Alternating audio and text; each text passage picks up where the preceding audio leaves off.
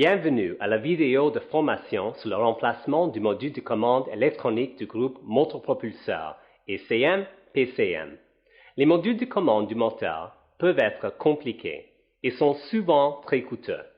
Il est donc important pour les techniciens professionnels et les consommateurs d'éviter les remplacements inutiles ainsi que les retours au titre de la garantie. Il est possible d'éviter la plupart des problèmes entraînant des retours au titre de la garantie en observant des procédures appropriées avant, durant et après l'installation. Commençons par le véhicule. Vérifiez les codes de diagnostic d'anomalie, CDA, stockés dans l'ordinateur du véhicule. Consultez ensuite les bulletins de service technique, BST, ainsi que les bulletins de calibrage et de programmation flash publiés par le constructeur du véhicule. Assurez-vous de corriger tous les problèmes avant de procéder au remplacement.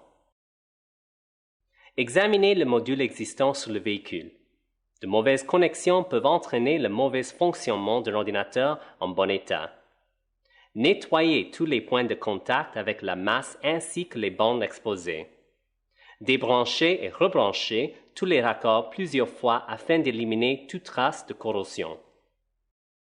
Assurez-vous que tous les raccords et toutes les branches ne sont pas courbés ou brisés. Assurez-vous que les fils ne sont pas lâches, brisés ou effilochés. Secouez tous les fils afin de déceler tout court-circuit intermittent.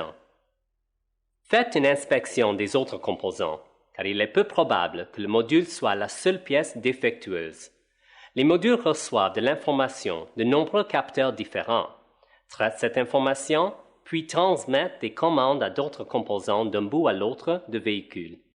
Une pointe de tension, par exemple, peut avoir endommagé le module, ou encore, un ou plusieurs de ses composants de données d'entrée et de sortie peuvent ne pas fonctionner correctement. Vérifiez tous les composants de données d'entrée et de sortie, ainsi que tous les autres modules qui transmettent l'information à ce module et qui l'alimentent. Assurez-vous que ces composants fonctionnent correctement. Vous pourrez ainsi vérifier si un module de commande neuf est vraiment nécessaire et empêcherait aussi un composant défectueux d'endommager le nouveau module. Faites une inspection du module de commande neuf. Assurez-vous que le module que vous avez commandé et reçu est bien celui qui convient au véhicule. Entrez le numéro d'équipement d'origine du module original dans la section Catalogue OE Interchange de notre site Web afin de confirmer que vous avez le bon numéro de pièce de rechange. Bon nombre de modules de commande doivent faire l'objet d'un calibrage et d'une programmation flash avant leur installation sur le véhicule.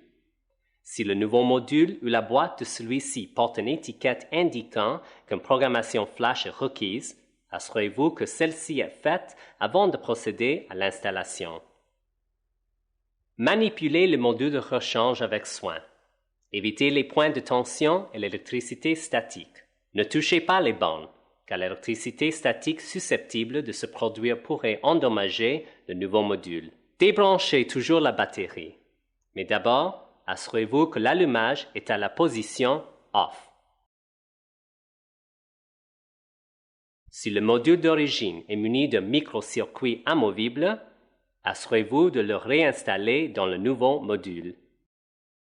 Assurez-vous que les raccords sont branchés correctement et qu'aucune broche n'a été courbée ou endommagée durant l'installation. Évitez de serrer exagérément les raccords visés, car ceux-ci peuvent facilement subir des dommages. N'oubliez pas d'effectuer la reprogrammation flash du module, le cas échéant. S'il y a lieu, effectuez toutes les procédures de réinitialisation afin d'assurer le bon fonctionnement du véhicule. Si le module a été remplacé afin d'éliminer un code de diagnostic d'anomalie CDA, faites un essai routier approprié ainsi que les tests de cycle de conduite afin de confirmer que les codes d'anomalie ont bel et bien été éliminés.